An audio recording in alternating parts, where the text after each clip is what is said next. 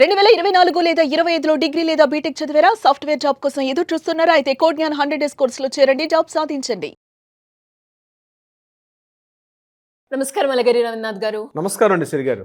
24 సంవత్సరాల తర్వాత ఈ రోజు సుప్రీం కోర్టు యాక్ట్రెస్ ప్రత్యూష గారి కేసులో కీలకమైన తీర్పునైతే ఇవ్వడం జరిగింది. ఇంతకీ అసలు ఏం జరిగింది? ఎవరు ఈ సిద్ధార్థ్ రెడ్డి? అసలు కథ ఏంటి సార్? బహుశా ఈ జరిగి కూడా సుమారుగా 24 సంవత్సరాలు కావస్తుంది. 22 ఫిబ్రవరి 2002లో జరిగిన సంఘటన తర్వాత ఇక్కడ ప్రధానంగా నేరారోపణ చేయబడిన వ్యక్తి ఎవరంటే సిద్ధార్థ్ రెడ్డి. అతను ఈమె చనిపోయినటువంటి ప్రత్యూష యొక్క ఫ్రెండ్ అని, అతను లవర్ అని రకరకాల ఊహాగానాలు అప్పట్లో 2002లో ఈ విషయం మీద కంటిన్యూగా కొద్ది వారాల పాటు ఒక సీరియల్గా రావడం కూడా జరిగింది, రకరకాల ఊహాగానాలతోటి. ఇప్పట్లో ఉన్నంత మీడియా, ఇప్పట్లో ఉన్నంత సోషల్ మీడియా అప్పట్లో ప్రచారం లేదు కాబట్టి కేవలం వార్తాపత్రికలో ఉన్నటువంటి వార్తలు రాసినటువంటి న్యూస్ల మీద మాత్రమే డిపెండ్ అవ్వడం జరిగింది.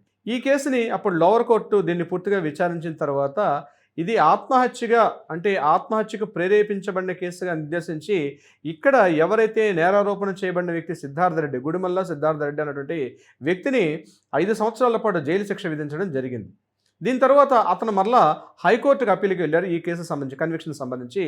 అప్పుడు హైకోర్టు ఈ కేసుని మరికాస్త విచారించిన తర్వాత 5 సంవత్సరాలు ఉన్నటువంటి కేసుని మరలా 2 సంవత్సరాలు తగ్గించడం జరిగింది హైకోర్టు.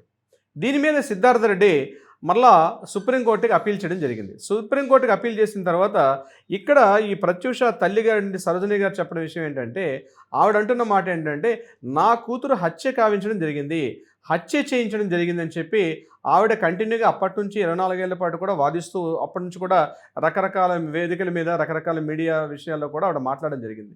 అనేక సందర్భాల్లో రకరకాల డిస్కషన్లు కూడా జరిగాయి.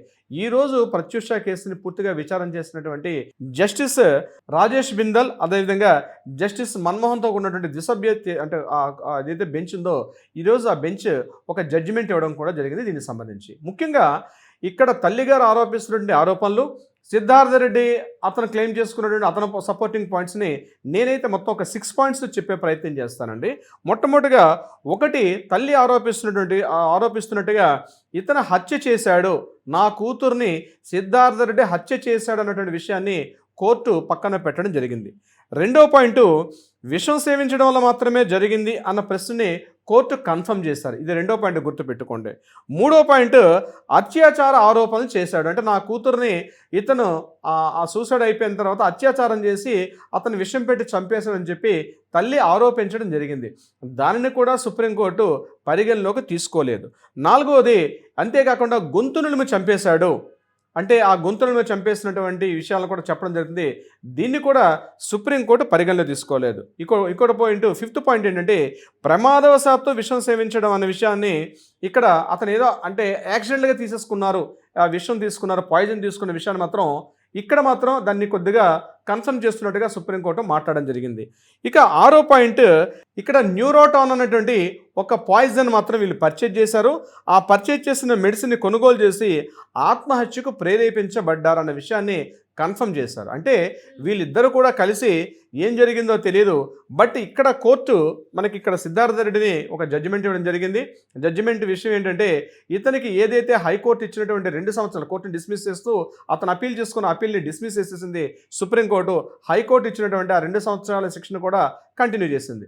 అంటే ఏ పారామీటర్లో ఇక్కడ కన్సిడర్ చేయాల్సి వచ్చింది అంటే, వీళ్ళిద్దరు కూడా సూసైడ్ చేసుకున్నారు, ఇద్దరు కలిసి ఏదో ఒక విషయం ఏంది, ఇద్దరు కలిసి ఒక పాయిజన్ కొనుక్కున్నారు, ఆ పాయిజన్ కొనుక్కొని ఇద్దరు తీసుకున్నారు. ఆ ఇద్దరు తీసుకున్న ప్రయత్నంలో ఆమె ఎక్కువ మోతాదులు తీసుకుంది, ఆమె చనిపోయింది, వీడు తక్కువ తీసుకున్నాడు, వీడు సేఫ్లో పడ్డాడు.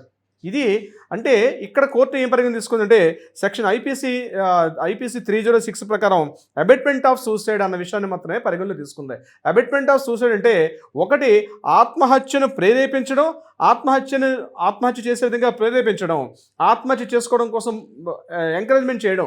ఈ 2 పాయింట్స్ని తీసుకొని ఇక్కడ కోర్టు ఏం చేసిందంటే, ఈ పారామీటర్ని గ్రౌండ్ రిపోర్ట్ని బేస్ చేసుకొని ఇక్కడ సిద్ధార్థ రెడ్డికి జడ్జిమెంట్ ఇవ్వడం జరిగింది. హైకోర్టు ఏదైతే 2 సంవత్సరాలు కన్ఫర్మేషన్ చేశారో ఇమ్మీడియట్గా వచ్చి సరెండర్ అయిపోయి జైలుకి వెళ్ళమని చెప్పి సిద్ధార్థ రెడ్డికి జడ్జిమెంట్గా ఈరోజు కోర్టులో ఇవ్వడం జరిగింది. అంటే ఇక్కడ తల్లి ఆరోపిస్తున్న విధంగా ఇది హత్య కాదు, అత్యాచారం జరగలేదు, ఇవన్నీ కూడా పక్కన పెట్టి కేవలం ఇద్దరు కలిసి ఆత్మహత్య చేసుకున్నారు.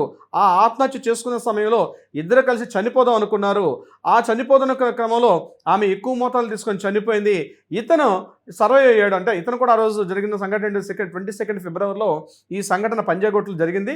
జరిగిన తర్వాత అతను హాస్పిటల్కి వెళ్ళిపోయాడు. అతను ఇమీడియట్గా ఫోన్ చేశాడు, పోలీసులకు ఫోన్ చేశారు. పేరెంట్స్కి ఇన్ఫార్మ్ చేశాక ఆమె వెళ్ళేసరికి హాస్పిటల్కి వెళ్ళేసరికల్లా ఆమె విషయం తీసుకొని చనిపోయినట్టు గుర్తున్నాయి. అయితే ఈ పోస్ట్ మార్టం చేసినటువంటి మునిస్వామి అనేటువంటి డాక్టర్ గారి యొక్క పోస్ట్ మార్టం రిపోర్ట్ను కూడా డాక్టర్ గారు అంటే సుప్రీంకోర్టు కూడా కొన్ని విషయాల్లో సస్పెక్ట్ చేయడం జరిగింది. అంటే కేసుని తరోగా పోస్ట్ మార్టం రిపోర్ట్ చేయలేదనే విషయం.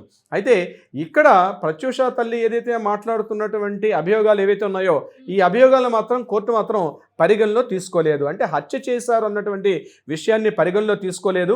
అదేవిధంగా అత్యాచార ఆరోపణలు కూడా కోర్టు పరిగణలో తీసుకోలేదు. అంటే ఆడి సెక్షువల్ రిలేషన్ అత్యాచారం జరిగింది అన్నటువంటి విషయాన్ని కూడా కోర్టు రిపోర్ట్లో పోస్ట్మార్టం రిపోర్ట్లో కూడా అత్యాచారం చేసినట్టుగా కూడా ఎక్కడా గుర్తులు కనబడలేదు. అట్ ద సేమ్ టైం గొంతులను చంపేశారంటే కూడా ఆ గుర్తులు కూడా ఇక్కడ కోర్టుకు అందినటువంటి ఆధారాలు. ఇక్కడ మాట్లాడుకోవడాలు ఎలిగేషన్స్ ఎన్ని పెట్టినా కోర్టు పరిగణలో తీసుకున్నది ఎక్కడ ఎవిడెన్సెస్ మాత్రమే చూస్తుంది ఏం జరిగిందనే విషయం. అక్కడ ఉన్నటువంటి డాక్టర్స్ ఆ రిపోర్ట్స్ ఇచ్చినటువంటి వాటిని బేస్ చేసుకుని ఇచ్చారు. ఇది నిజమా అబద్ధం అంటే సుప్రీంకోర్టు జడ్జిమెంట్ ఇచ్చారు కాబట్టి తప్పనిసరిగా దాన్ని ఒబే చేయాల్సిందే. అయితే సుప్రీంకోర్టుకి వెళ్ళింది ఎవరు? సిద్ధార్థ రెడ్డి వెళ్ళారు. హైకోర్టు ఇచ్చినటువంటి 2 సంవత్సరాల జైలు శిక్షను కూడా తగ్గిస్తూ నాకు తగ్గించమని చెప్పి నేను ఇందులో ఏమీ చేయలేదు, ఐఎమ్ వెరీ ఇన్నోసెంట్ అని చెప్పి ఇక్కడ వెళ్ళడం జరిగింది. ఇక్కడ హైకోర్టు ఏం చేశారు?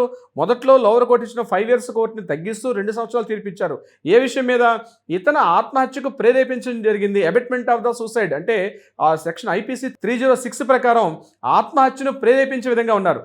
ఇద్దరు ప్రేమించుకున్నారు, ఏదో విషయం మీద ఘర్షణ పడ్డారు, తర్వాత ఎందుకు ఈ జీవితాన్ని చెప్పి అంటే జీవితాన్ని ఇక్కడ ముగించేద్దాం అనుకున్నారు, ఆత్మహత్య తీసుకున్నారు. కానీ ఒకరు చనిపోయారు, ఒకరు బతికి బయటపడ్డారు.